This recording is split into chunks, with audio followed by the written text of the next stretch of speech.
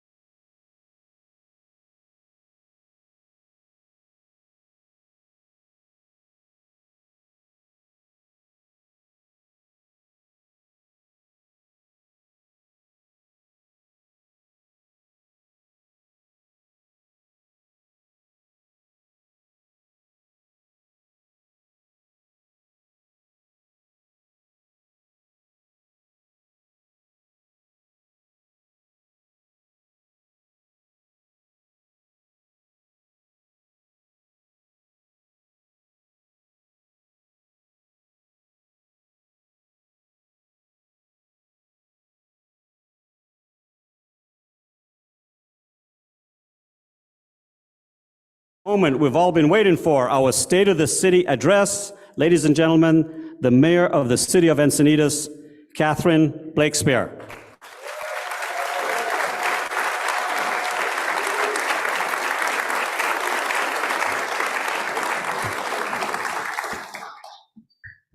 Well, good evening, everybody.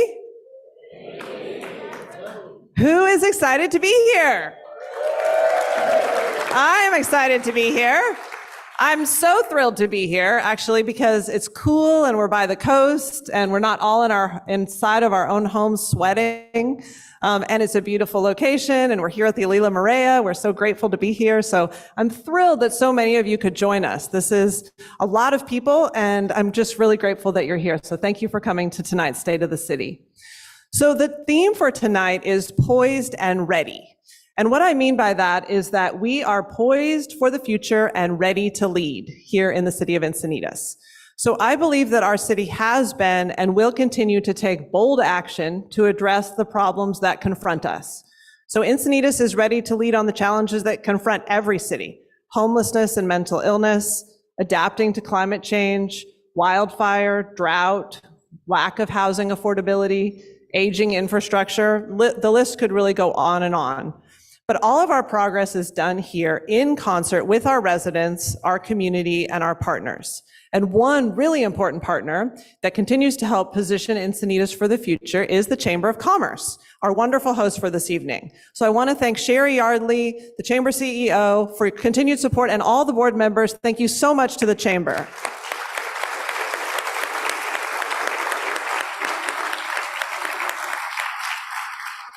We know that the vitality of the business community is critically interlinked to the vibrancy of our town. So I sincerely thank all of you who are running small businesses in this city and the 3 Main Street associations as well who are representing the businesses for everything you do to make Encinitas vital. I would also like to recognize that we are on Kumeyaay land here as we stand here in Encinitas today. I know we have a member of the Rincon tribe here. I'm really grateful that Tishma was able to make it. And I want to recognize all the descendants of First Peoples who are here this evening. So thank you so much for coming. I also want to, thank you.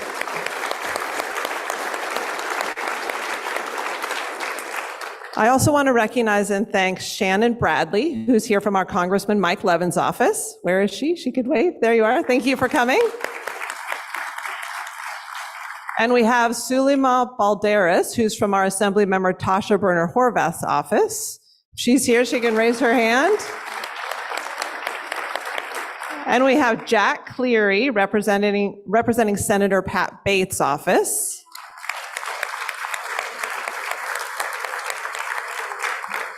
And we have an esteemed former Encinitas mayor, Teresa Arballo Barth, right here in the back. Hello, in the middle. Thank you for coming, Teresa.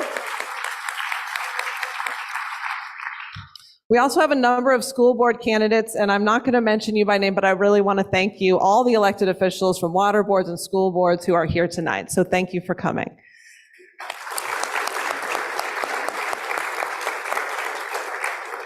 And then I'd like to recognize this evening's sponsors. So thank you to our event sponsor, Cox, right here in the front. And our table sponsors, AT&T. Where are you? There you are. Yes. The California Institute for Human Services. Our wonderful community partner, the Community Resource Center, the CRC, that does great work here in the city. We also have our visionary waste hauler, EDCO. Where are they? Where's EDCO? There. Oh, yes. Thank you. We have a fantastic private school, the Grauer School, with student leaders here. Thank you for coming. Fabulous school in our city. If anyone's looking for educational options, the Grauer School right over there. Yes, thank you again. We have Miracosta College, our great community college here. Thank you. Good spirit in the house. Thank you. And then we have Cardiff 101, Encinitas 101, and Leucadia 101. So let's give a big round of applause to the main streets.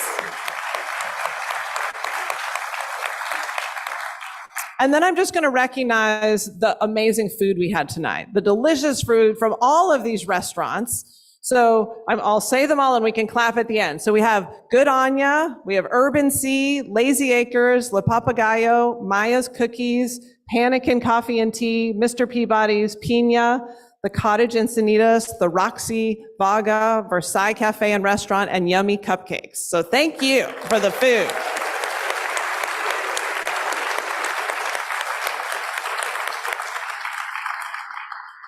And then the biggest thank you to the Alila Maria for hosting us. We love being here for the State of the City. Yes, it's great. It really elevates the level of this event, and it suits our magnificence to have it here. So I'm really excited that we have a 5-star hotel here on our coastline and that we are able to host this flagship event here at this hotel. So I'd like to recognize my council colleagues who I love to serve with. I've been so grateful to have been blessed by amazing council colleagues. We have our Deputy Mayor, Joe Mosca.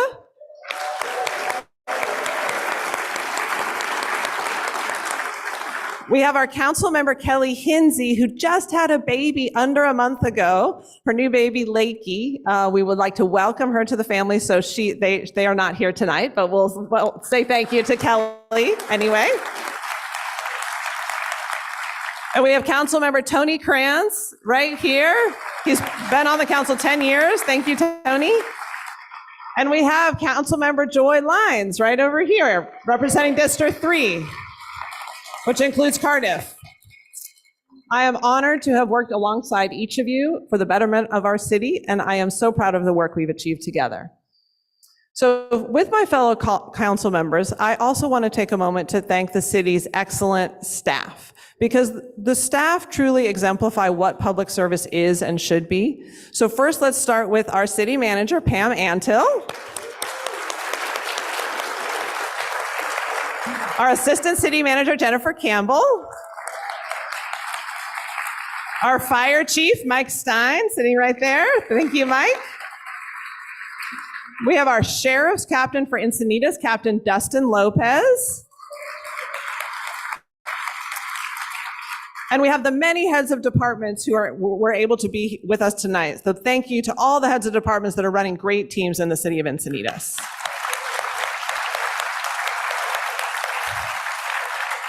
Every day, I am impressed by the dedication and determination of our city staff. They truly do all of the work day in and day out to actualize the goals of the city, and we thank you so much for that.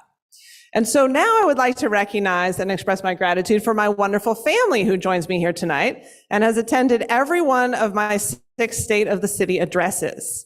So I am eternally grateful for the pride and support of my husband, Jeremy Blakespeare, and my, stand up, honey, and my 2 kids, our 2 kids, Ava and Oliver Blakespeare. I'm also very blessed to have both of my parents here tonight, my dad, John Blake, and my mother, Tricia Smith. And I have my sister in town from Portland, Victoria Blake, and her daughter, Arrow. And I have my Aunt Rosemary Kimball and my Uncle Raymond Elstead as well. Stand up and wave.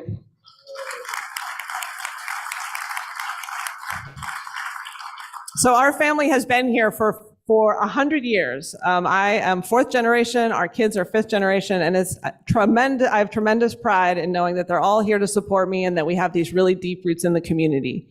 So thank you for your love and encouragement. I really could not do this work without your support, so thank you. So it's hard to believe that this is my final State of the City speech, because when I reflect back on 8 years in office, 2 on the Encinitas City Council and 6 as the Encinitas Mayor, what I'm most proud of is that our city has taken bold action. The city of Encinitas has really led the way, and the city has shown itself to be a countywide innovator and a model for other cities across San Diego County. This has positively affected the lives of our residents, and it's also set our city up for future prosperity.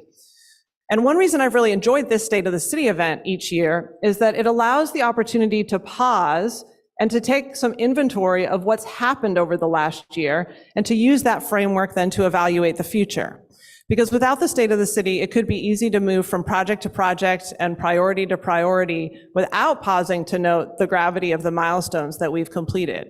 So for the city of Encinitas, 2022 is marked with many positive achievements. I see the city's role as being more than just being a facilitator. So the city is more than just making the trains run on time, the buses run on time, although we do that too. But our work really is to organize community organizations, our colleagues, our professional staff, and the business community to identify and tackle problems and then to achieve goals. So residents don't want us to just celebrate the city's ambitions. They want us to celebrate achievements. And tonight we're here to do that. So the very first achievement, which is a major achievement but that I'm so thrilled about, is that the City Council is highlighting Leucadia Streetscape project, which is on the screen right here, right now. You can see, and its complementary project, the El Portal Railroad Undercrossing. So these are the city's two most major projects in the past year, and they were many, many years in the making. This hotel where we sit here tonight is on the far northern end of the Leucadia Streetscape project as it continues to make its way north. So while this project was a major goal of the city, when I was first elected, one of my first meetings was with Leucadia 101, and they said, "What are you going to do about Leucadia Streetscape?" And I said, "What's that?" I was a new candidate, hadn't heard of it, and they educated me and continued to advocate and advocate. It took the dedicated persistence of the Leucadia Main Street Association and many individual people and the political will of the City Council to push through adversity and to prioritize this construction. So every time I ride down this stretch of 101 on my bike, or even when I was driving here tonight for this event, I marvel at the transformative power of a city infrastructure project. We have reconnected a community that was disconnected by a railroad track, and we have recreated positive public space for gathering and for traveling where an overlooked and increasingly run-down highway used to be. Let's give a big round of applause for Leucadia Streetscape.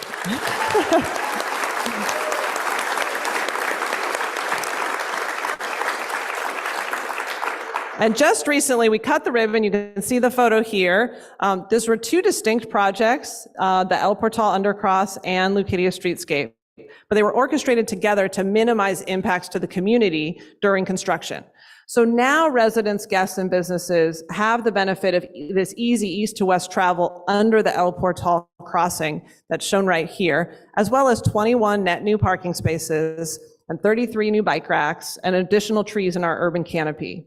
So we have created spaces for casual gathering with new benches and tables and seats, and all of this was crafted from the reclaimed wood from the eucalyptus trees that had unfortunately grown diseased and they had to be removed from the project area. But this is truly a transformative project. And we have the community advocacy, the political leadership, the technical know-how from the city staff and SANDAG, and a state grant to thank for this project.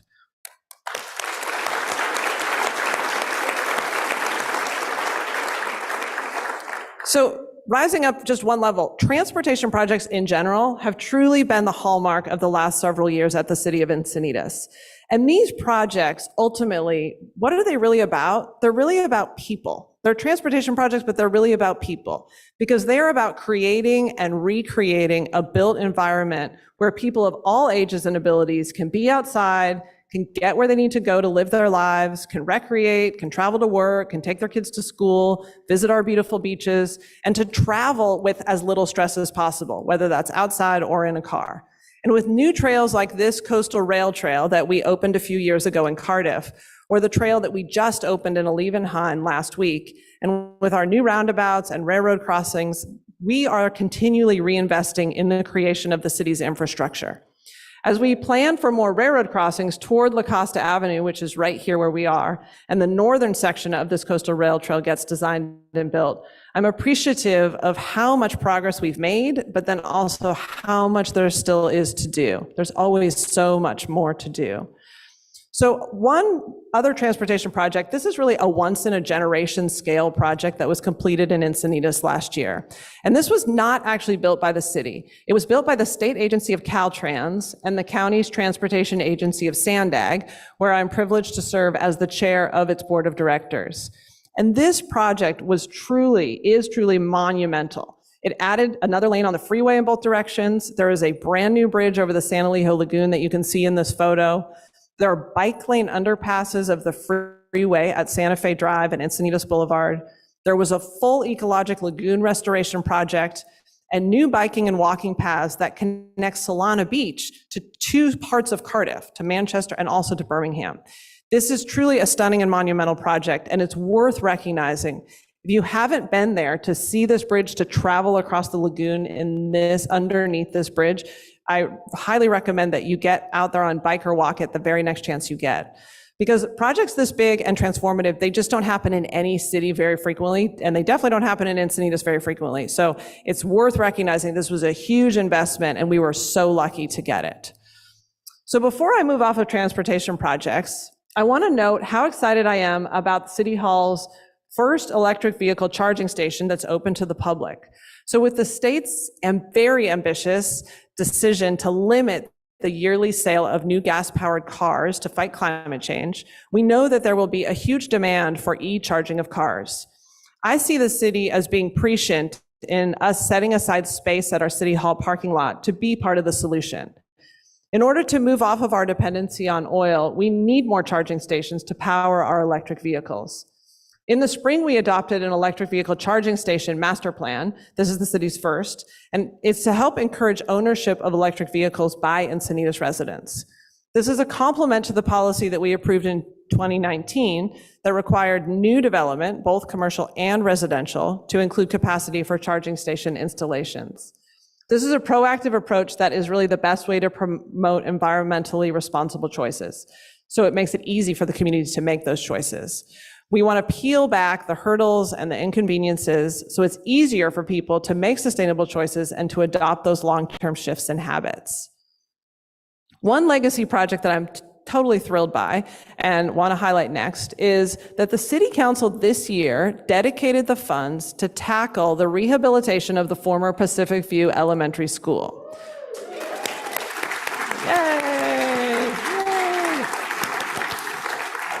This school, and the photo doesn't do it justice to see the whole school, but you can see just the very front of it. This is one of the few public school sites in Southern California that remains standing not just west of I-5, but it's west of Highway 101. It is literally right next to the bluff, right next to the ocean.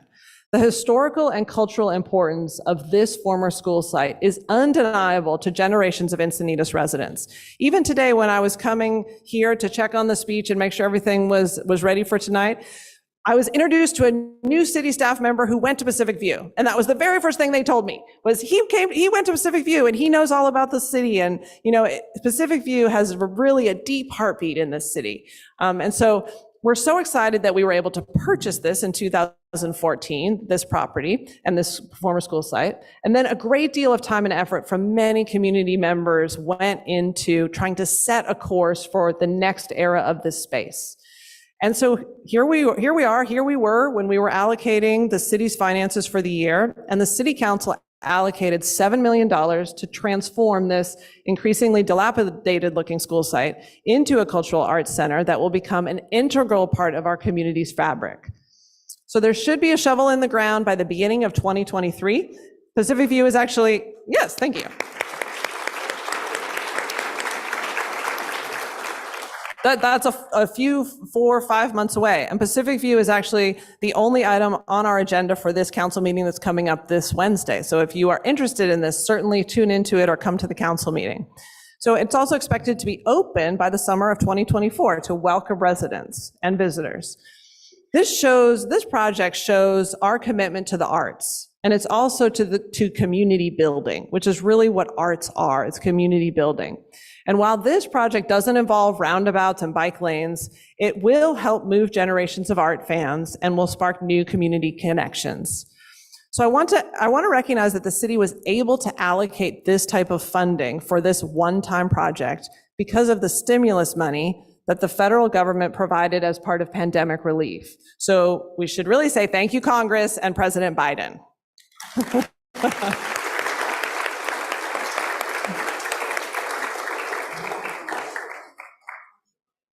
Oh, okay.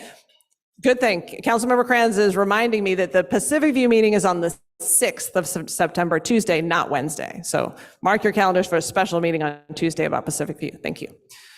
So now moving into the regulatory realm, Encinitas is the first city in San Diego County to enroll customers in an electricity plan that provides them with 100% renewable energy as the default option. So our new energy provider is San Diego Community Power, and it is chaired by our very own Deputy Mayor Joe Mosca right here. And this organization is really blazing a trail for a cleaner electricity grid. And this is critical in our collective effort to avoid the worst effects of climate change. Every electricity customer in Encinitas is automatically enrolled in a program that is sourced with completely green and clean energy.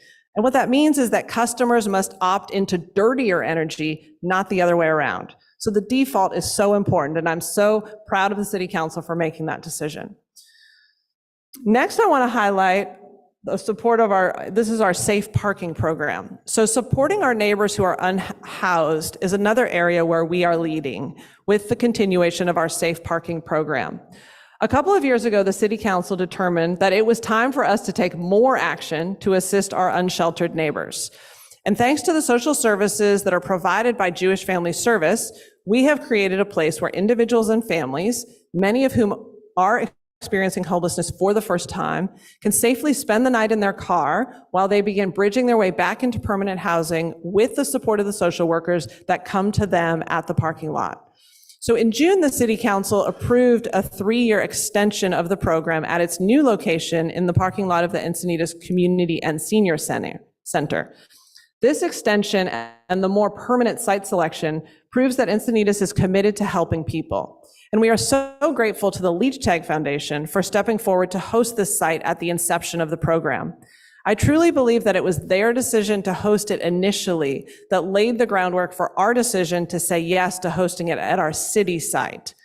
The program's data has shown a clear positive track record of helping people while having no negative community effect. The willingness to govern from a commitment to compassion is part of the soul of this city, and I'm very proud of our safe parking program. Thank you. Thank you.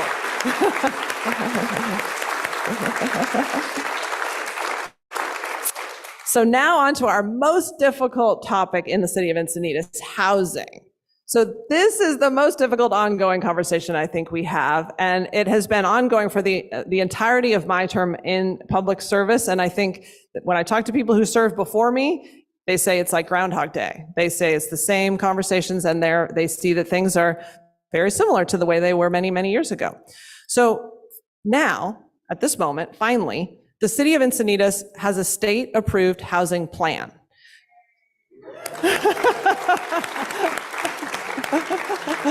That's the first step. So we have prudently resolved years of housing-related lawsuits and what felt like an ongoing regulatory purgatory with the state. So it is worth noting that the housing element update, this housing plan that we passed, has resulted in 334 new affordable housing units that are already built or currently being built in Encinitas. And this housing would not have been built otherwise. That's 334 units that are affordable. So let's recognize that that is new housing that helps people. I foresee that this city will continue to struggle with finding places to add both affordable and market rate housing. And this is important work that deserves our ongoing commitment. So sometimes we talk passionately about inclusion and sustainability and diversity, but these concepts, they are all implicated in our collective decision-making about whether to provide more homes, especially homes that are affordable for people who earn less than $150,000 a year. So before my time in elected office, the El Camino Real corridor had been the focus of some planning efforts that became bogged down in controversy, similar to the housing controversies that I described before, basically the same controversies. And so when it came time for us to move forward with creating an El Camino Real specific plan this year, we decided to work very hard at the outset to involve as many community voices as possible. So we are seeking to revitalize and reinvest in this critical corridor of our city. Our aim is to blend commercial, residential, and community building spaces together in a manner that addresses our current needs, allows room for future growth, and ultimately enhances the Encinitas that we appreciate so deeply. So that's why your comments and your survey responses are an integral part of that planning process. I encourage as much engagement as possible. Housing is complicated, and that seems to be especially the case here in Encinitas. And what that means is that we get to be more resourceful and more thoughtful about how we approach the challenge. The best solution for Encinitas long-term housing and the revitalization of the El Camino Real corridor is going to come down to all of us working together, talking together, figuring it out together. And we really owe it to our retirees, to our young families who want to move back here to the place they grew up, to our teachers, to our medical professionals, to our hospitality staff, to first responders, among many, many others to do so. So speaking of our first responders, Encinitas continues to be one of the safest communities in the county and the state. We owe a big thanks to the tireless efforts and talents of our fire and marine safety and sheriff's department teams. So let's say another good big thank you.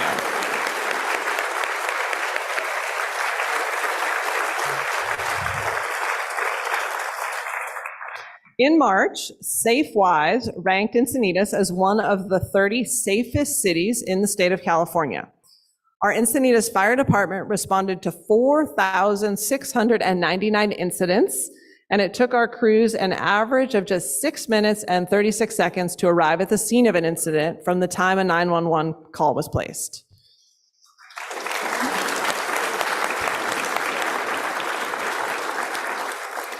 Our emergency and safety personnel are working every day to ensure that our community of residents, businesses, and guests can enjoy their days without worry.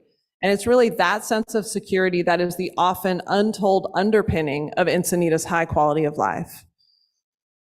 This year, our water district, San Diego Water District, celebrated its 100th year of service to Encinitas. The water district has been in existence for 65 years longer than the city has been incorporated. So we incorporated in 1986. And that signals how vital water is to forming and perpetuating our community. We know we couldn't exist without it, and we know that the limited water supply in this arid part of the country is a top issue that's on many people's minds. Ensuring a sustainable water supply for Encinitas and surrounding communities will continue to be a top priority. And the solutions are really multifactorial. They include policies that direct treated and recycled water back into communities instead of into the ocean. It involves removing brine from seawater, making wise decisions about sustaining and replenishing the water table and groundwater, and better management and reuse of stormwater. It's always struck me as ironic that we periodically have flooding problems in Leucadia because we are overwhelmed by the amount of water that comes down from the sky, but then we also face crippling historic drought conditions. So together, we remain committed to finding solutions that will ensure our water reliability. So speaking of water and that big body of water that we are so blessed to live alongside, as a beach community, environmental stewardship is everyone's top consideration when making decisions about Encinitas. We know that our coastline is our community's treasure, and it's up to us to keep it that way. Recently, we had Instability at the Bluffs at Beacons Beach. This shows Beacons, for those of you who might not know that beach, that iconic beach. And this shows the access to some of our most beloved activities and locations, and it really hinges on cooperation from Mother Nature, being able to access the beach. Environmental engineers from the city and from Scripps Institute of Oceanography are continuing to monitor any seismic movement of the bluffs to ensure the safety of beachgoers and homes in the area. I know we're all happy that access to Beacons Beach down this beloved seaside trail has been restored after it was deemed safe again by experts. And one final topic of importance is the management of our waste stream. So waste is really a resource, whether that's wastewater that can be treated and reused to water plants or food scraps that can be turned into compost. The city has recently begun collecting food and yard waste in one bin and taking it to a digester for processing. Organic waste makes up 40% of the waste stream in our landfills. And we are blessed to have a forward-thinking waste hauler in EDCO who pursued a solution to this by constructing a digester that can convert all of our green waste and our food materials into natural gas and fertilizer.